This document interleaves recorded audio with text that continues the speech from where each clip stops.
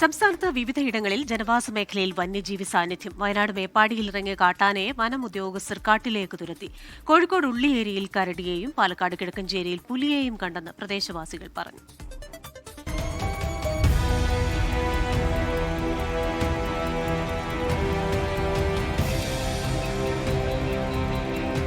മേപ്പാടി താഞ്ഞിലോട് മേഖലയിലാണ് രാത്രി 2 മണിയോടെ കാട്ടാന ഇറങ്ങിയത്. മുണ്ടക്കൈ വനം വകുപ്പ് ഉദ്യോഗസ്ഥരെത്തിയാണ് ആനയെ കാട്ടിലേക്ക് തുരത്തിയത്.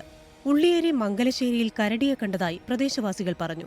ഉള്ളിയേരി സ്വദേശി സഭിജിത്താണ് രാവിലെ മംഗലശ്ശേരിയിൽ കരടിയോട് സാദൃശ്യമുള്ള മൃഗത്തെ കണ്ടത്. വിവരമറിഞ്ഞതോടെ നാട്ടുകാർ ഭീതിയിലാണ്. പെരുവണ്ണാമൂഴി വനം വകുപ്പ് സ്ഥലത്തെത്തി പരിശോധന നടത്തും. കിഴക്കഞ്ചേരിയിൽ ഓടന്തോട് നന്നങ്ങാടി ഭാഗത്ത് അതിരാവിലെയാണ് പുലിയെയും കുട്ടിയെയും നാട്ടുകാർ കണ്ടത്. സമീപ പ്രദേശത്ത് 1 മാസം മുമ്പ് പുലിയെ കണ്ടതായി നാട്ടുകാർ അറിയിച്ചതിനെ തുടർന്ന് കഴിഞ്ഞ ദിവസം വനം വകുപ്പ് കൂടി സ്ഥാപിച്ചിരുന്നു. പ്രദേശം വനം വകുപ്പ് അധികൃതർ നിരീക്ഷിച്ചു വരികയാണ്. താമരശ്ശേരിയിൽ വാഹനമിടിച്ചു ചത്ത പുലിപ്പൂച്ചയുടെ ജഡം ഫോറസ്റ്റ് റേഞ്ച് ഓഫീസിലേക്ക് മാറ്റി. വിവിധ ബ്യൂറോകൾക്കൊപ്പം 24.